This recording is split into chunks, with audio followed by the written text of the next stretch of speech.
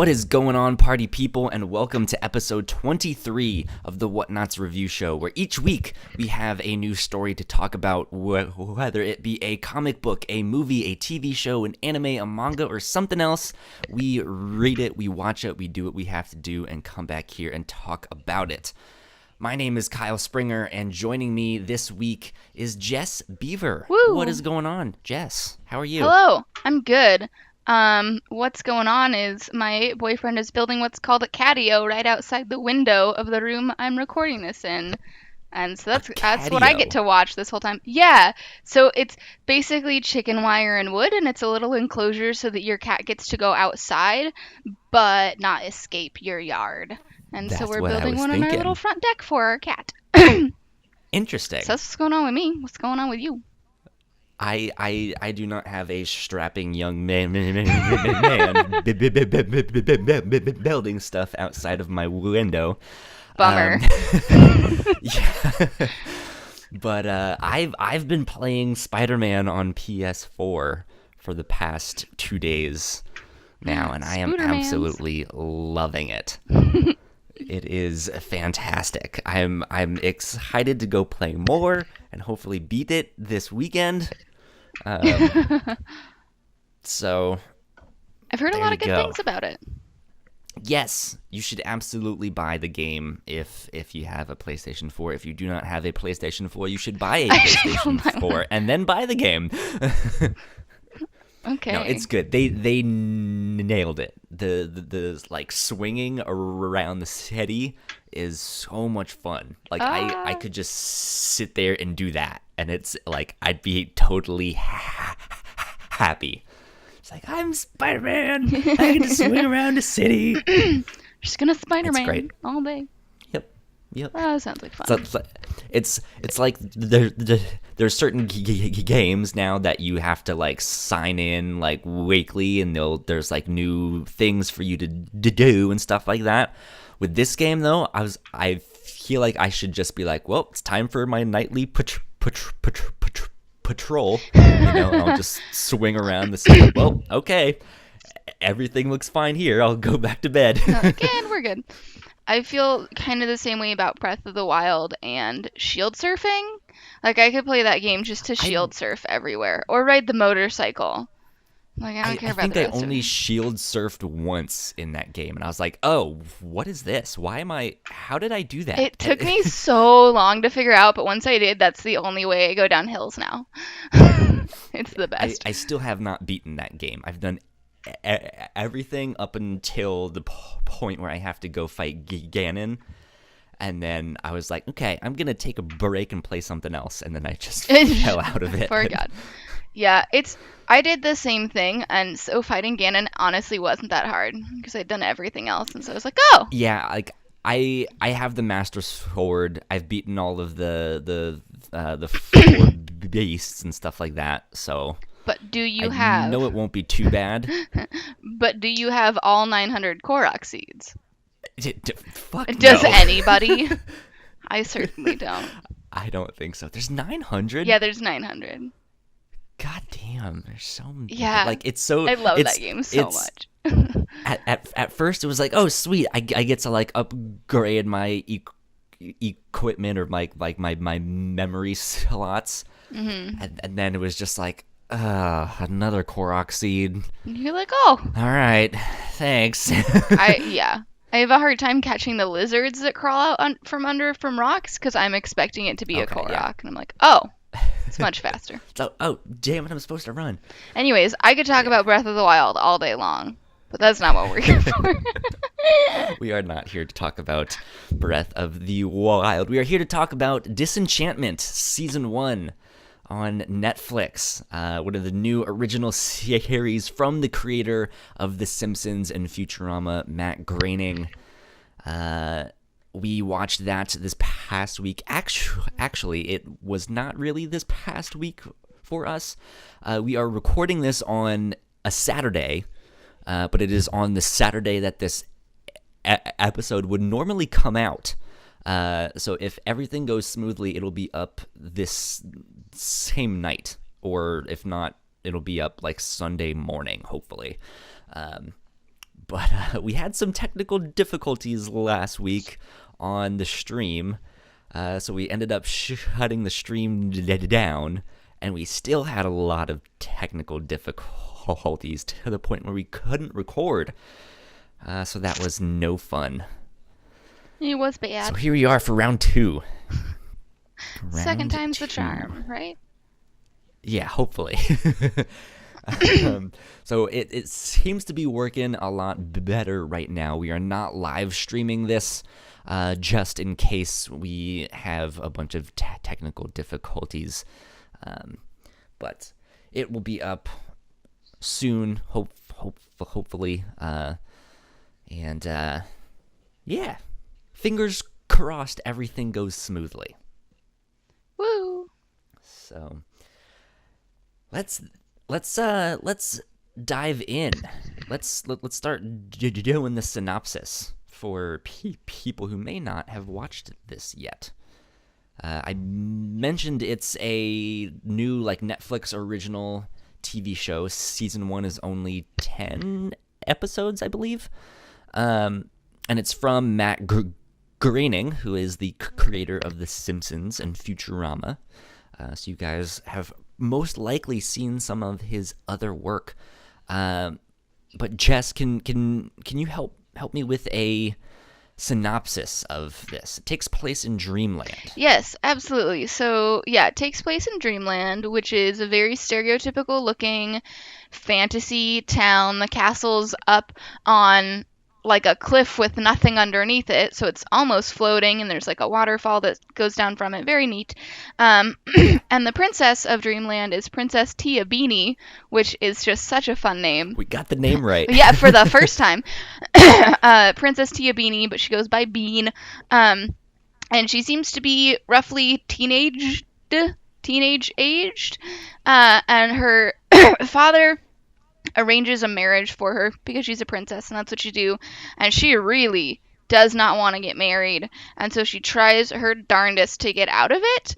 And then the rest of the series is kind of her dealing with the fact that she's a princess and she can't really go anywhere without being recognized or do anything without people being afraid to get to know her because they're afraid of her dad. And so it's her kind of dealing with that, and that's really, I feel like, all I can say without spoiling any of it.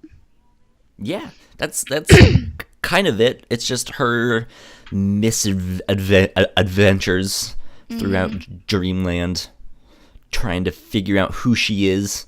She's running around with an elf and a demon. Yeah. So it's good. Makes for some good times, I would say.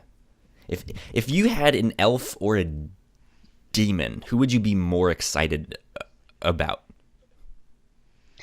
See, that's difficult. I already have a demon. His name is my cat. Just kidding. I love my cat so much, but also he's a jerk. I don't know.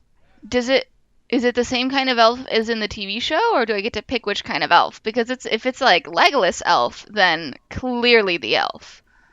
Good question. But if it's little green Keebler elf, I don't know. But also I'd be wary of a demon because I know, they're there to lead you astray. As good as Legolas type of elf, that beautiful, immaculate such elf, a pretty person. Wouldn't you just want someone who constantly makes you cookies? Yeah. See, probably either way I'd go with the elf then. Because, somebody who just made me cookies and candy all the time, I would never have to buy Christmas gifts again. Because I could just put my elf to work and be like, all right, everybody's getting candy. They'd be like, you get a candy, you get a candy, Jess, you're so good at making chocolates. Where did you learn this? Oh, I don't know, just somewhere along the way. I don't know. Sounds good. Yeah, it's on Netflix. I had an okay time watching it, which is not the most enthusiastic review of that. We'll dive into why shortly. But it was a little bit different from what I expected. Mm-hmm. With this having such a high caliber of both the like studio behind it, with like Netflix backing it, and Matt Groening coming up with the idea and stuff like that, I was kind of expecting a progression of his work. Like I had seen the Simpsons formula, which is almost the exact same thing as Futurama. It's just a different kind of characters, different genre, in space, stuff like that. Yeah. So I was expecting a little bit of that, but I was hoping for a little bit more progression. And it ended up kind of following the same Simpsons Futurama style formula. So if you like those shows, this might be worth checking out, especially if you are a fan of fantasy and stuff like that. But yeah, not exactly what I was hoping for. Yeah. Is that kind of the same thing for you? What were you expecting with this? Yeah, I'm about the same. I didn't really know what to expect. I caught a few Simpsons episodes here and there as a like young 12ish, somewhere around that age child. And I've never seen Futurama, and so I was just kind of like, oh yeah, it's the guy who did Simpsons, so at least I'll look like that. But I didn't dislike the first season, but like it didn't really get interesting until the very last episode, and that's when kind of this whole plot that had actually been going on the whole time was revealed, but you didn't know it was going on the whole time, so you thought it was a side plot, so it was kind of boring. And I'm really interested. There is going to be a season 2. I'm really interested to see if season 2 is any good. I have a feeling it'll be a lot better, and maybe this will just turn into one of those shows, kind of like, though I hate to say it, Parks and Rec, where you just gotta power through the first season so you know what's going on to get to the better seasons. We'll see. Very true. Very true. Yeah. We're kind of about to get into spoilers. So if you have not seen the show yet, go check it out. Despite our impressions maybe not being the most glowing, I still think it's worth checking out. I think the ending is actually pretty interesting, and yeah, like you said, I'm interested to see where season 2 will go, because it looks like by the end of season 1 they kind of found their footing and the direction that they should go. It's a good one to watch kind of in the background. Yes, very much so. Most of the show you kind of don't really need to pay attention all that much. No. But that being said, we're about to get into spoilers, and while you all are pausing this episode to go watch the show or go finish it up, I have one note on housekeeping stuff, some personal stuff for the podcast and for the Whatnauts here. For the past month or so, we have been mentioning that our RSS feeds have all been fixed, and the old RSS feed that we had, which was The Whatnauts by The Whatnauts, was going to be stopped. We will no longer be updating that RSS feed, and this is the last episode going up on that feed. So if you have not resubscribed to our brand new RSS feeds, you absolutely need to do so now. I think I might do a little bit of a reminder thing next week or something. But this is going to be the last one. We have feeds for the review show, for the Captain's Log, and for the Reactor Core as well. So if you search The Whatnauts in iTunes or wherever you get your podcasts, all of our shows will come up. The only one you should not subscribe to is the one simply called The Whatnauts by The Whatnauts. So there you go. That's the big important important thing. If you haven't resubscribed yet, you haven't been paying attention. Whew. Okay. Back to is it Disenchantment or Disenchanted? I keep mixing it up.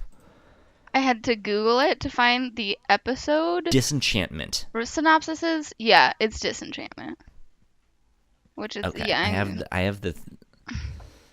I'll have to fix some things. I think I've been calling it Disenchanted. I think I keep thinking of. Is it called Ella Disenchanted? Or Ella Enchanted or something? So there's Enchanted and then there's also Ella Enchanted, and both are two different movies. I'm thinking of both of them because in my mind they are the same thing.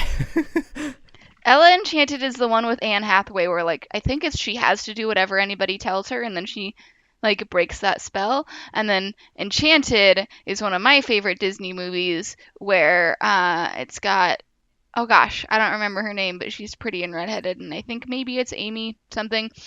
But she's the princess, and she has like animal sidekicks that she sings to, and then she ends up she was like animated, and then she ends up in real world New York. Yeah, I know. That's very cute. Can't keep all that stuff straight in my mind. That's fair. So, Disenchantment is what this show is called. You mentioned that you have seen very little Simpsons and you haven't seen much of Futurama. I highly recommend Futurama. It's a fantastic show. I never watched it religiously, but I liked what I did see. But The Simpsons, however, was always like my friend's older brother's show. Like it was just a little bit too cool for me. So I never really got into The Simpsons like I feel like I should have. But so I was finally excited to dive into this one. Where should we start? Now that we have free reign and we can dive into whatever.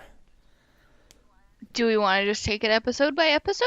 We can kind of do that, sort of? Just start at the beginning. We don't have to go super in depth. Yeah. Let's start at the beginning then. This opened up the first episode is kind of about Tia Beanie being married off in like a political marriage, and she is not about it. And she's not having it. I don't blame her. I don't know what you thought when you first saw this, but I thought like every episode was then her father bringing in like a new potential marriage thing. That's kind of the vibe that I was getting too, and then it wasn't that, and I was like, oh. Which is okay, but I think in the end, one of the major problems of this show is that, the actual plot of this show was kind of sidelined the entire time. And it wasn't until the end of the show that you're like, oh, okay, I see like what's happening and, what's really going on here. And I kind of wished that that plot was a more overarching thing that was more prevalent in the show. I mean, is that kind of what you felt? Yeah, because so the big plot in the end turns out to be, there's this side plot the whole time that her dad wants her elf friend's blood because it supposedly makes the elixir of life, and so you're immortal. And we all think he's just obsessed with himself, and so does his daughter. And then in the very last episode, we find out that it's because the statue of her mom, who has passed away, is actually her mom. Yeah. Like, her mom drank poison and got turned to stone, and they can bring her back. And it's like, I would be way more interested if I knew that from the get-go. Even if, Bean didn't know it, but we knew it. It'd be much more interesting to watch, I think. Yeah. But It's they didn't do kind of that. one of those things that, like, by the end of the first episode, or like the end of a first comic book issue, they really need to hook you, right? Like they need to introduce you briefly to like who the major characters are, stuff like that. But then they need some kind of plot hook, and that's why I was kind of confused when episode 2 came around and it wasn't a new, like, here's the new potential marriage you can have. It's like, oh, they're moving on to something else. Like, it's not a show about all these potential bachelors that she absolutely hates, and it's, she might go on an adventure with them, but it's just each one is something new, and that wasn't what it was. And so I was like, oh, okay, so they were missing the plot hook. And then by episode 3, it was like, okay, it's still not what episode 1 or 2 was about. So it looks like it's just every episode is a new thing. Like, they're just moving on. Yeah, and I think honestly, I feel like they could have done one really simple little thing to kind of pull people in a little bit more. Because we find out in the first episode that Bean's mom has Right. passed away, which, turns out not to be true. But if they had referred to her not as passed away, but as something slightly vaguer that could still mean passed away, but maybe might not, like some people, when somebody dies, they're like, oh, they've moved on, something like that to kind of hint at the fact that maybe there's something going on Yeah. here. That I think could have like pulled people in to be like, oh, it's a weird little thing that I guess we'll find out more. I mean, you don't want to be too on the nose and like give it away, but something to let us know that like there's more here. We're just not going to tell you Yeah. yet. Because if I know there's more, I'm like, okay, I can wait. I'll find out later. That's fine. I think because they did kind of have that though, but it was not in the plot that I wanted it to be in.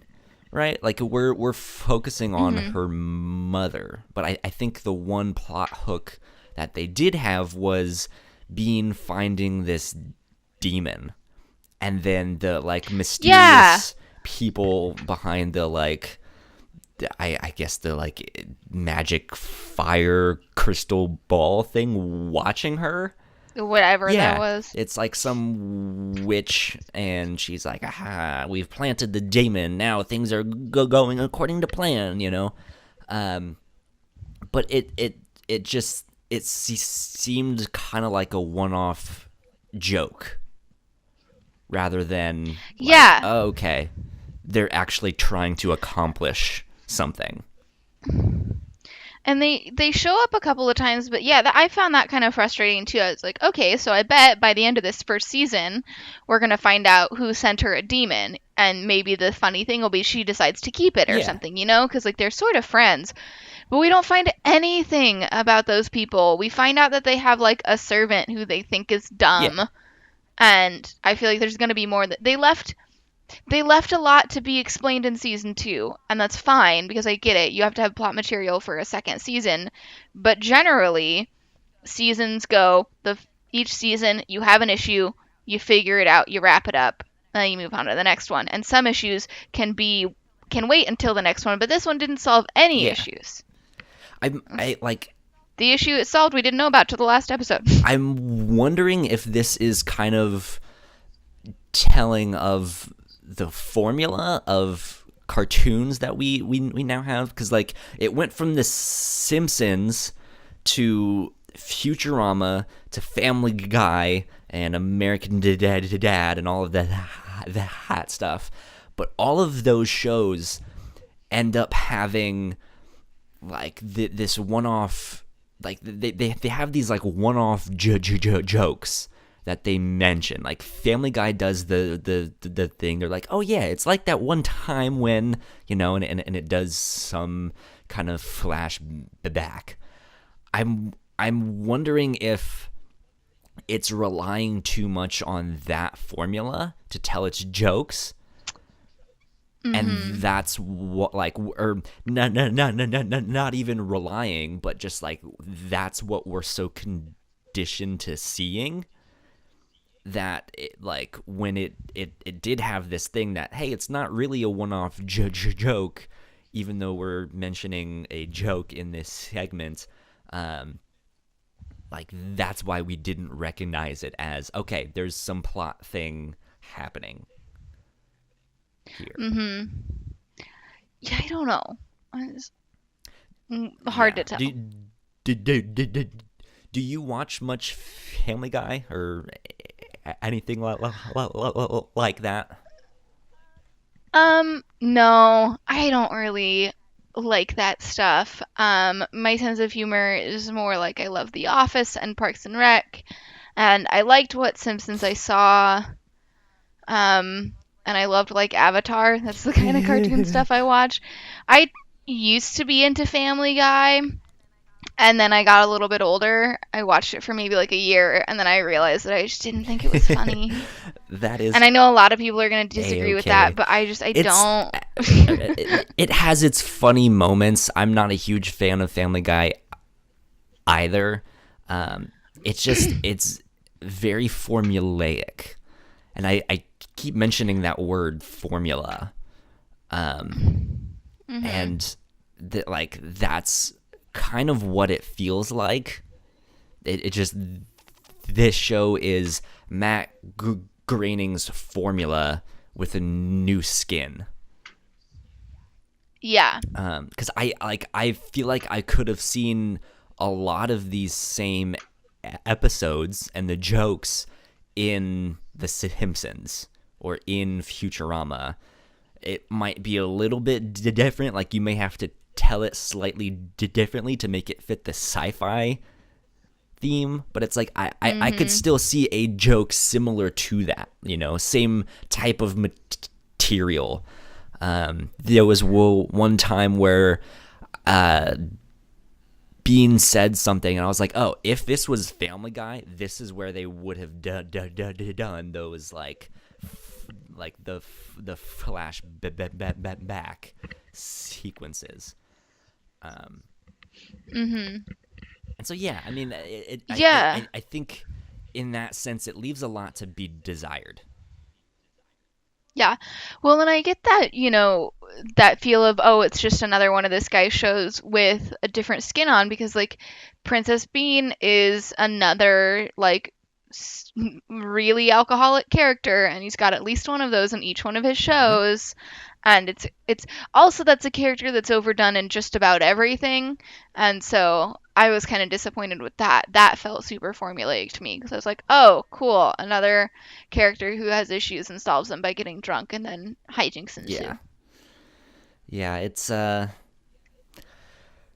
leaves a lot to be desired. I think is what I'm kind of landing at in terms of plot.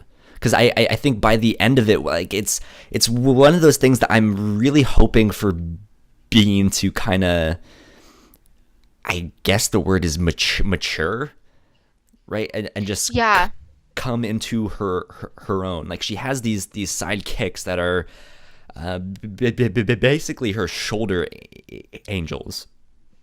And she's kind of discovering who she is and what she wants to do in life. And I'm hoping that leads her to some kind of realization or actualization of her character. And I don't think we've gotten it yet, but we're like, by the end of the show, we definitely started seeing that. Yeah. She had to make some tough decisions and was sort of an adult about it. Before we get to the end of the plot stuff, was there stuff in the middle of the show that kind of stood out to you? Was there certain like characters or certain episodes that you really liked or did not like? I kind of liked her stepmom as a character, who is, I think her name's Una. She's like this squid creature or something, and they touch upon it every once in a while, but they don't really go into depth about it, and I kind of love that. Yeah. Like, it's just, she like when Bean is gonna get married, she tries to give her like the sex talk, and she's like, "Oh, I just laid an egg and let your father fertilize it." And it's like, "What?" And then she walks away, and that's it. And you see her like tentacles every once in a while, and you're like, "What?" She said something along the lines of, "Oh, just lay your eggs on the nightstand and get out of there." Yeah, just go. And like occasionally we see her sleeping like upside down in the rafters, and she's just so weird and goofy, and I liked it. Morticia Addams from the Addams Family. Oh my gosh. Yes. She has the same look. Getting that vibe. Not the same like personality or stuff like that, but she looks similar. That really very long hair. face, yeah. But it's good. Yeah, I really liked her character and how we found out a little bit more about her and why they got married, but we didn't find out everything about her, and I kind of liked it that way for that character. It's like, yep. Even in her story, when we find out about her, it's kind of a whole political marriage thing that's happening there. But when they go visit the other family, the family of these like tentacle swamp people, which their homeland is called Dankmire. Dankmire, it's a great name.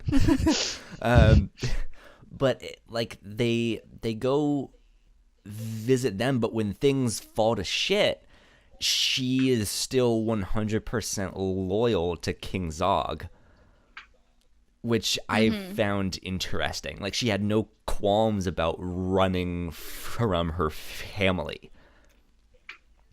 She was just like, peace. I was like, huh, that's interesting. Like, she absolutely wasn't like, oh shit, like, I'm married to him, but this is my family. What do I do? It was just like, nope, I'm with the king. Let's go. Yeah, she seems to actually like him, which is refreshing.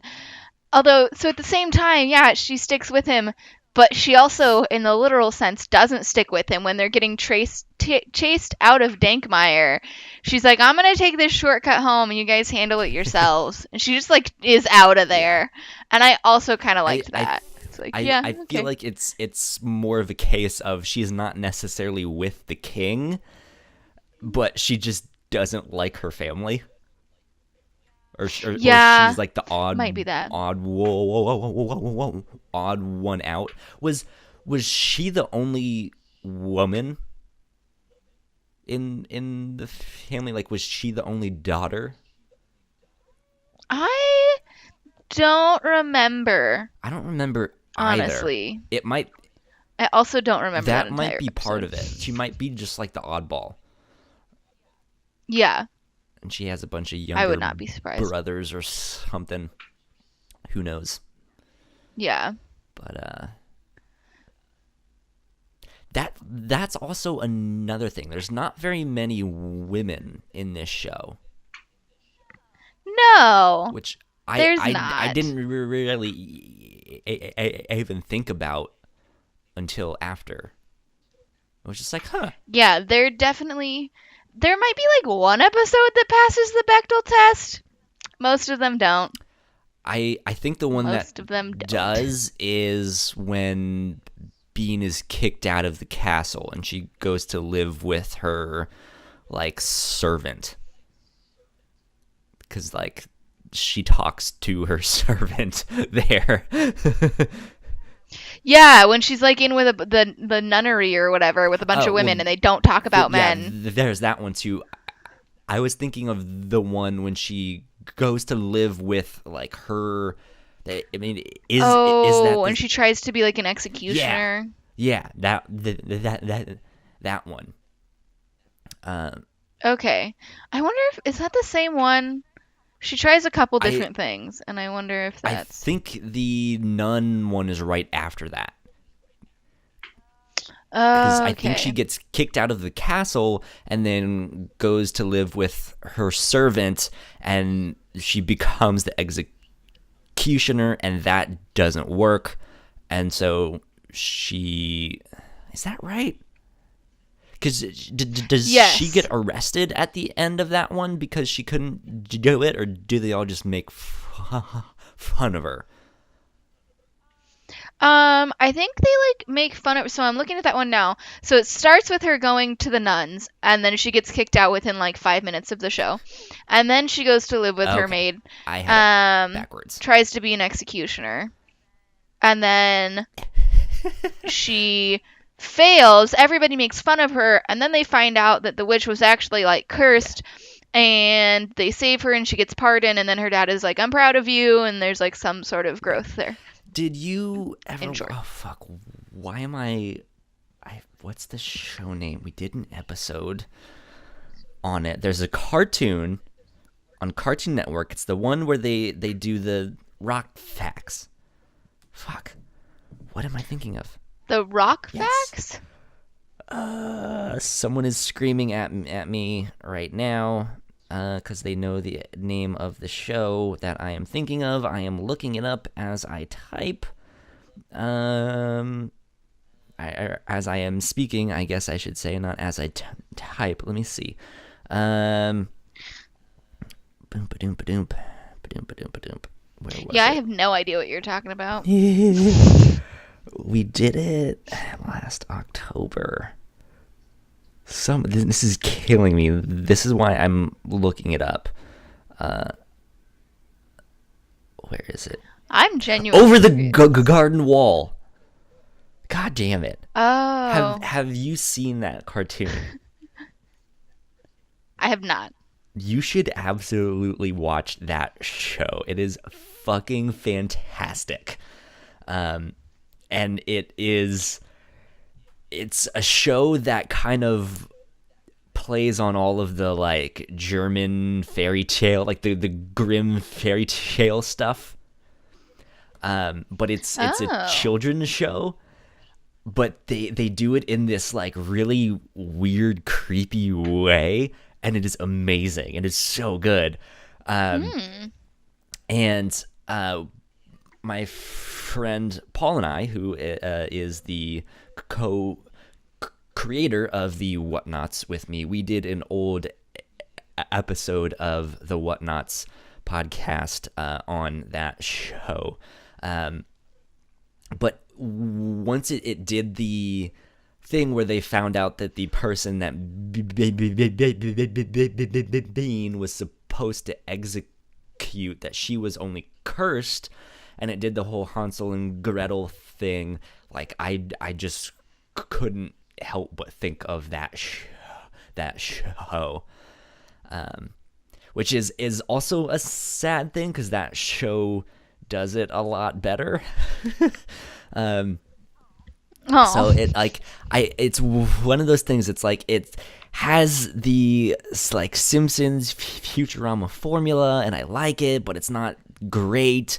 It you know, it reminds me of so many other things. Like like it reminds me of Family Guy, reminds me of Futurama, reminds me of Game of Thrones, but it never really captures them 100%. Mm-hmm. It's just little bits of Yeah. everything. Um, which is unfortunately how I felt about another show that I watched recently. I was like, you have a lot of good topics. Go deeper into them. Like, unpack it. Let me know what's happening here. Um, but yeah, yeah, there was some good. Like, I actually really liked the executioner episode. He was a fun guy. Yeah, it was a good Yeah. one. I enjoyed it more than the others, I 'Cause think. I think that one has a lot of character development of like, okay, who is Bean? Like, what is she actually capable of? What does she believe in? Yeah, it was not just her getting up to hijinks. It was her figuring out, okay, I'm going to try and be an adult. What do I do? Yeah. So. It was fun. I really liked that she was really good at torture. There's this really funny bit where some dude gets his last meal and she's really indecisive about it, and he's like, "Oh, you're torturing me," and then the executioner comes by and he's like, "Oh, you're great at this." Yeah, she's wanting. And I thought it was so funny. It was hilarious. She's wanting to know what he wants for his last meal, and he just names the most like bland thing, and she's like, "Really? That's all you want?" He says like soup. Like, this is your last meal. Come on, like pick something else. He's like, "All right, fine, steak." She's like, "All right, but like." And then she's like, "I don't really feel like steak." And I was like, "It's not your last meal." And she just like, she does that thing that I do. We say, "Oh, I don't care what we get." She's literally like, "Oh, I don't care." And then he suggests something, and she's like, "I don't really feel like that." I do that all the time. It's terrible. Like it has some funny. But that's because I don't want to say that I just want fries every time. Yeah, it has some funny moments and funny jokes like mixed in there that I really like. And like it's kind of disappointing to see those like only sprinkled in, and like if like I don't feel like this was a full-on comedy, if that makes sense. No. Yeah. And maybe that's why like it's felt so weird, is because, you know, we're assuming after The Simpsons and Futurama that it's going to be a comedy, and then it's not fully that, and we're like, what is this? Even with that, like, both The Simpsons and Futurama have episodes that are more dramatic. And it's like, okay, here's an actual plot that we need to deal with. But I think both The Simpsons and Futurama were so long running that I don't feel like, especially The Simpsons, had an end goal. Like, the whole purpose of that show was every episode is a new adventure. And then Futurama came along and it introduced a little bit more of a plot, but it was an overarching one that lasted multiple seasons. This has that same thing, but I was like, that's kind of what I was mentioning at the start of this show. I was hoping for that progression even further into what it, like, if Matt Groening had to make a show that was actually plot heavy, what would that look like? And I'm more interested in that because I've already seen him do this other formula and do it so well. So I'm like, I just want something more, you know? Yeah, I think what you said earlier about it leaving more, you know, something to be desired, I think that really kind of sums up the whole thing. Yeah. Unfortunately, is that it wasn't quite right. Yeah. And hopefully in the second season, I have high hopes for the second season. It seems like it sort of knows where it's going. Yeah, hopefully so. I did want to ask you about one thing. There's a character in this that I don't know if I missed something in the show, and who knows. But so there's the episode where I forget what his name is exactly because I'm terrible with names. It's the like dark sorcerer dude, really tall, really skinny, and the one that they knock into the volcano. Oh, I think his name might be Big Joe. He's the one who like exorcises demons, right? So at one point they chop off his arm, and then they knock him into a volcano in magma.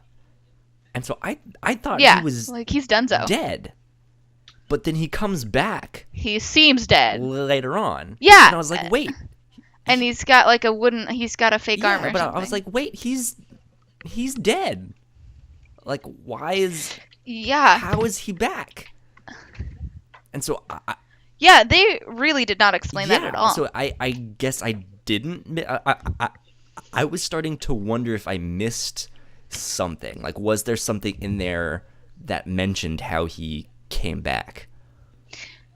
I don't know. If you missed it, then I missed it. I think that maybe it's something. It's one of those things they're leaving for season 2, possibly. It might be that he's in league with those 2 evil people who sent Bean her demon. Well, he's collecting demons and destroying them. So I don't know. Yeah, like I'm not sure what the deal is with him, but I'm very curious. It felt like something that if he was in the show more prominently, and that was kind of the running, like if it was the like South Park type of thing where every episode they kill him, and he just keeps coming back. That would be funny, and like I would understand it. Like he's this like dark exorcist sorcerer person. It's magic. We don't really need to explain it. But it is one of those things that like where he doesn't keep coming back. It's just all of a sudden he's back in an episode down the road and there's no explanation. And it's not even a joke. Like, hey, aren't you supposed to be dead? Like, no one is phased. Yeah, they're just like, oh, it's you. I don't know. Maybe it's like... So I think he's either in league with the people who sent Bean her demon and has like some deal going on. I don't know. Or that it's something where like everybody else already knows that he like can't die or that it's really hard to kill him or something like that, but we don't know that, and that will be explained in like some sort of flashback. Or they're just like, oh, it's Big Joe. He's done this before, but we don't know that he's done this before. Yeah. Potentially. I'm also wondering if there were episodes that they cut. Oh. Because it's only 10 episodes, which is... I mean, I'm not complaining that it's that short. I would rather it be that much. But Netflix usually sticks to 13 episodes. I guess cartoons are the only exception where it varies, but I think a lot of people are so conditioned to like, what's the 13 episode season, you know? So, I don't know. I'm not sure what's happening there very well may have been an episode that got cut. I'm really interested again to know like what his deal is and find out why nobody's shocked that he's just back. Yeah. Because they should be. He got thrown into a volcano. Yeah. He's donezo. This is not like Darth Vader where you're like, oh, he's probably donezo. Like, he was dead. Unless it's not actually a volcano. Ooh, that would be neat. If it's like an illusion and it's not actually a volcano underneath all that, like, magma looking stuff. What if that's the hideout? And it's a layer of the evil people. And yeah, it's an illusion, and instead of falling in the magma, he just like fell into the roof of the thing. And he's not destroying these demons, he's collecting them for these people. Which would, we need to write a letter. Not make sense because then he stole the one that they gave her. Yeah, I don't know, unless it's like all part of the illusion. Anyways, that would be a pretty interesting twist. If that was the case. It would be, and I think we should become writers of shows. Hire us. Because I think we have some good ideas. Hire us. We can make the TVs happen. I've never written a show, but I'll try. So let's start unpacking the end of the show when things got interesting. For me, it's kind of the final 3 episodes. Those 3 have the overarching plot, and they all laid into one another. Yeah, So I'm still like sort of confused about the ending, because basically like Bean brings her mom back to life, and they're like two peas in a pod, which is so great. And then Queen Una, who up until this point has been pretty chill, is pretty irritated, which I think is fairly Yeah. understandable. And then we find out in the last like 15 minutes of the last episode that maybe Bean's mom might be evil. Yes. Because it turns out she poisoned the king and Bean switched to the cups, and that's why she got turned to stone. Yes. So the King Zog and Lucy are kind of figuring out what happened by using this crystal ball to dive into the past. And yeah, it's revealed that the queen was trying to poison the king. I don't think we know why yet. But no, she was trying to poison him, and then Bean, who was just a young baby at the time, like unknowingly switched the cups. And so when she was just like playing yeah, around. and so when the queen gets poisoned and turned to stone, the king is like, oh no, what happened? Who did this, right? And so he's like, he has this vendetta, like, I need to find out who poisoned the queen. And he thinks, you know, like, he's suspicious of his servants, he's suspicious of his advisors and stuff like that. And he rightly thinks that the poison was meant for him. He just doesn't know who it's from. Yeah. And so he's kind of heartbroken once he figures out that it was actually the queen trying to poison him. Yeah, because he genuinely loves her. And I think on top of that, yeah, Bane is kind of figuring it out too, because she really, like, she has good memories of her mom, so she really loves her mom, which is why at the end of the show, when Elfo dies, kind of, we think he may not be fully dead. It's not clear. Long story short, his body washes up on shore at the end of it, and some mysterious people pick up his body, so we'll see what happens there. Maybe these are the same people who picked up Big Joe. Yeah, we'll find out. Yeah. They're just going around looking for dead people. Bring out your dead. Bring out your dead. Yeah, so she, instead of saving Elfo, who we also find out is only half elf, he's not a full elf, which is why the whole blood thing doesn't work exactly like they planned it to. Instead of saving him, she saves her mom, even though she never really knew her. And so she's kind of smitten with her mom, but a little bit. That's a good word. She doesn't really know what's happening, though, right? Yeah, I don't think so. She's just like, oh my god, my mom is back, and I'm gonna get back all of these years. And there's even this funny line where, like, her mom hugs her, and she's like, what is this? And her mom's like, it's affection, dear. Because her dad's just, like, not already good at that. And so she's just like, she isn't thinking, you know, this could be bad or something, because why would you? You're like, oh, my mom is back, and, you know, I'm just gonna enjoy that and appreciate that and live my best life, essentially. And so she's just not even worried about it. She's just like, my mom is back, I'm not gonna question it. I'm gonna go with the flow and have fun. Which is kind of why when her mom is like, hey, you have a destiny to fulfill, she's just like, okay. And she's like, cool, what is it? They end up leaving, kind of, on this boat with these creatures, right?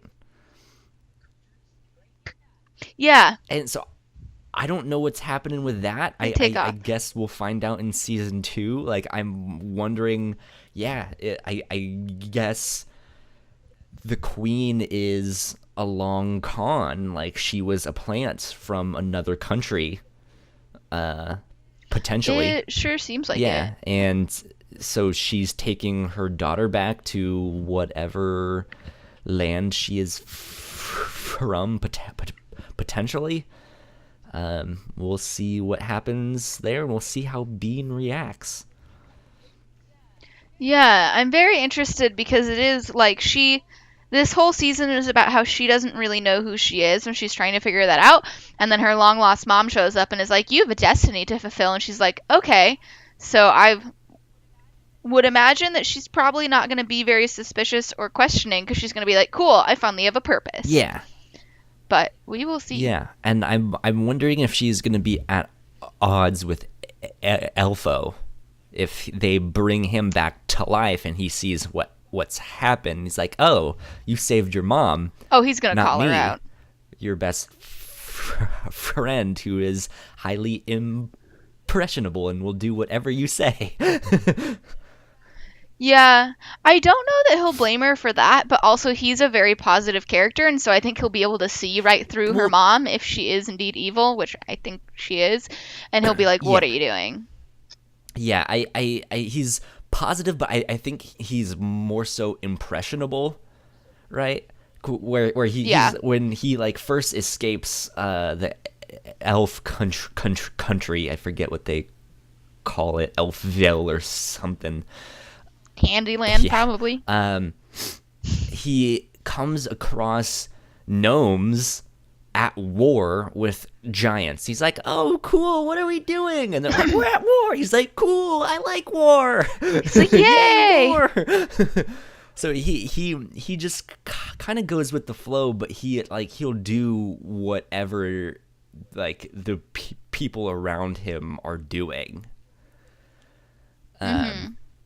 So he's very impressionable, but I'm wondering if him being resurrected, if he's going to come back as this same person.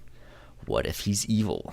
What if or what if he's just a little less naive? Yeah, like what if he finally understands, like, hey, there are evil people out there who will kill you. And I had it happen to me, and I can see someone else who is scheming, you know? Yeah. Well, I wonder if, honestly, if it's not going to be Lucy that's like, "Hey, something is going on," because he's the one who realized that it was the queen who did the poisoning. And the funny thing is, even though he's a demon, he definitely has a moral sense. Yes. So that would be really interesting, I think, and might be the way that they go. Yeah, potentially. Or, because you bring up the moral compass on Lucy, what if Elfo was saved by the queen's people and they bring him back and he's on the queen's side? And then it's up to Lucy, who's basically the only one besides the king who knows what happened. And he has to be like, "No, don't listen to your mom." Guys. Which is kind of along the lines of what he would say anyways, you know? But still, just like, hey, actually take me serious this time, you know? Like, something bad is happening here. Lucy is more about, like, general small havoc Hijinks. and misadventures. Hijinks, yes, that's what he's about. He's about hijinks. He's more like, "Hey, Bean, you should go get drunk because it'll upset your father," and stuff like that. I don't think he's... You should rebel against your mom. But I think that he also truly cares for her. Because that's what's gonna piss off your mom. He'll be the one... I think he'll be probably the one character other than King Zog to be like, "No, I can see that, like, you being aligned with your mom is going to end up harming you, and that's actually what I don't want." Like, he doesn't actually want harm to befall her. He might even have to do the, like, reverse psychology thing. Yeah, no, listen to your mom. And then, you know, Bean's going to be like, "Wait, why are you telling me to be good?" But wait, you're a demon. You're supposed to be telling me to, like, wreak havoc and stuff like that. set things on fire and whatnot. Who knows? We'll see. Yeah, it's. I think we have the hard and interesting task of trying to review a show that only has one season out. You know, we both are kind of like, it was okay, but maybe the second season will come out and it'll be like one of the greatest shows ever. Who knows? Yeah. We don't know yet. We don't know. I don't know. It just sucks because there's so much content coming out on Netflix, on Hulu, on Amazon. There's video games, there's comics. There's so much great content out there. And if something doesn't really hook you right away, you know, why waste Probably not why gonna waste watch your it. time continuing to watch it if there's something better out there? Which sucks because again, I'm very interested in season 2 and where this will go. I'm hoping it kind of continues along this path, but we'll see. Yeah, We'll see what I'm happens. real interested to find out what happens. Hopefully that comes out before too long. Hopefully there's more women in the second season. Yes, That would be nice. that would be nice as well. Yeah. Any kind of final last words about this show? Oh, sorry, that was a yawn. It's 10 o'clock my time. Okay, I shouldn't be yawning anymore. It's full morning. I should be awake. Okay, I'm not a morning person. I woke up at 11 to be here at noon, and I was like, oh god, I can't do this. 11 is a fucking ungodly hour. Like, Oh my gosh. Okay, that makes me feel a little better. I think that probably my parting notes are the same as my parting notes before we dove into the whole spoiler bit, which was that it's a good show to have on in the background. And I'm hoping that season 2 is way better. It might be something where it's like, don't watch the first season, wait till the second season comes out. If you hear that that's good, then power through the first to get to the second. sounds about right. Sounds about good to me. Yep. Final question is, if you had to recommend something else to someone based off of this, if they liked this show, what else might they like?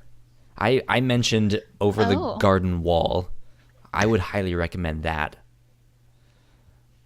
That has the kind of fantasy fairy tale sort of vibe. It's a children's cartoon, so it has some kind of wacky hijinks, ridiculousness, but it also has this like underlying creepiness to the entire thing, and it's also fucking hilarious too. So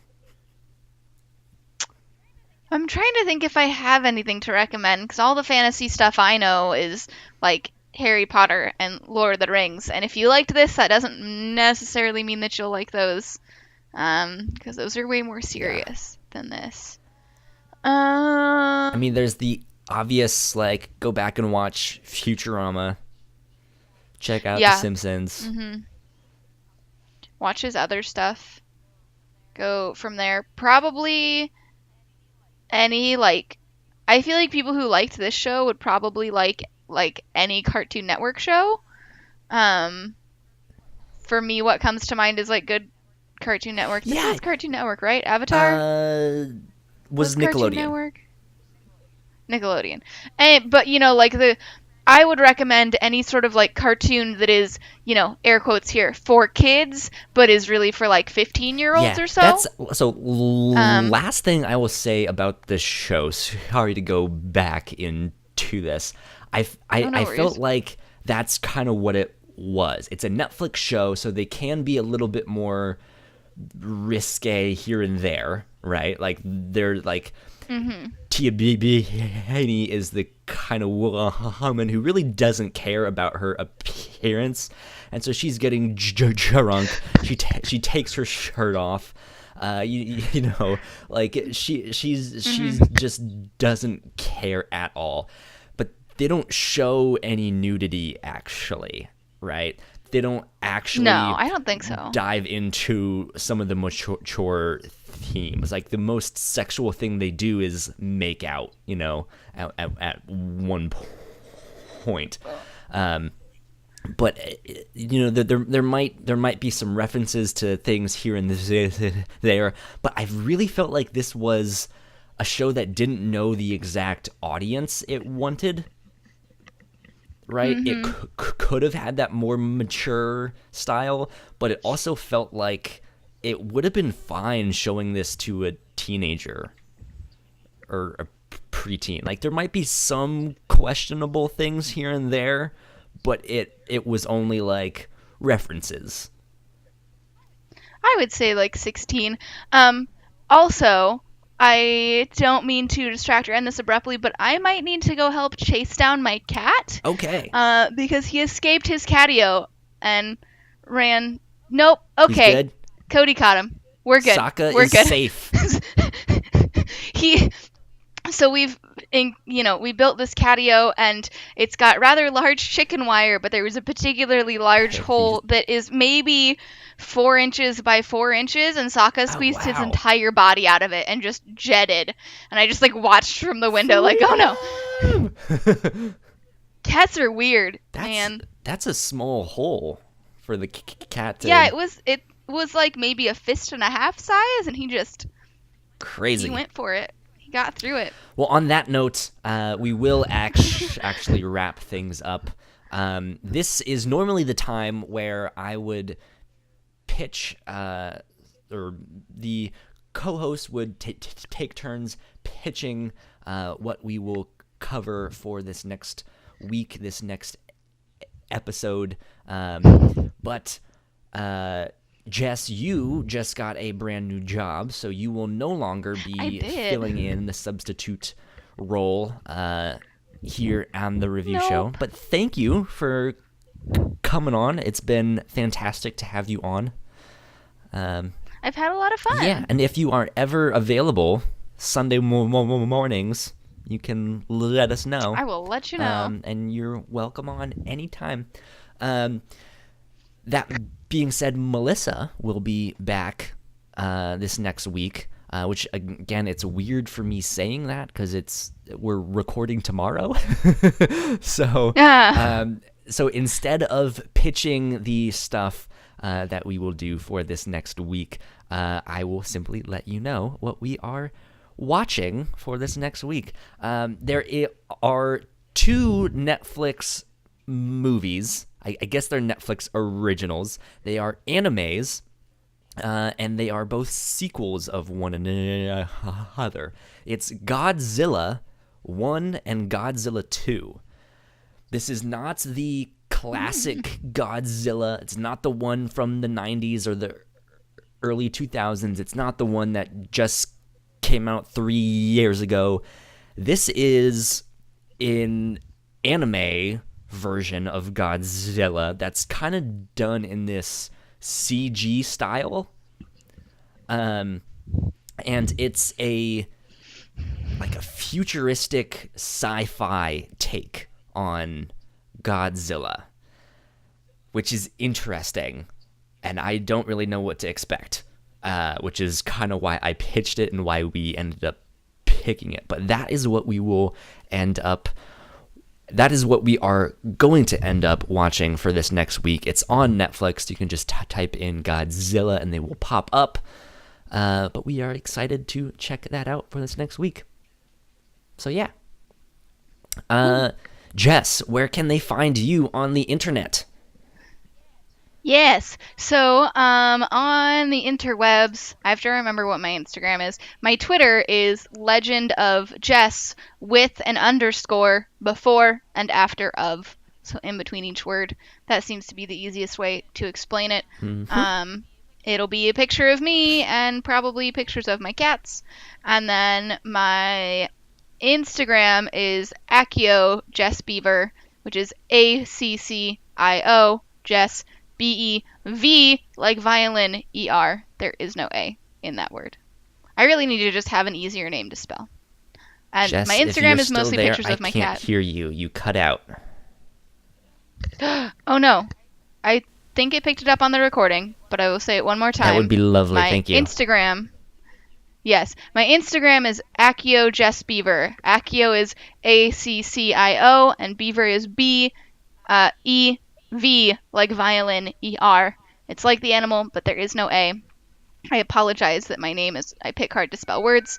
And my Instagram is mostly pictures of my cat. There you go. Sounds good. Yep. And I mentioned to you off air, but I am working on some songs for the upcoming podcast that you are on. Oh yes, I'm so excited. Questionable commentary. So be on the lookout for that very soon. We're hoping to get things out by the end of September. But yeah, we will keep you guys posted with that. If you guys want to find me on the World Wide Web, you can find me on Twitter at Hush315, and you can get updates for all of our shows at the Whatnauts on Twitter as well. I believe that is it. If you liked this show or any of the other podcasts that we do and you want to support us, you can go to patreon.com/thewhatnauts. Excuse me, I am dying here. If you want to not see me die, you can support us at the Whatnauts, and you can help keep the mics on and the shows going and growing, and we can make bigger, better content for you guys and get some sweet rewards for doing so. Once again, that's patreon.com/thewhatnauts, and this has been episode 23 of the review show. We will see you guys next week. Adios, guys.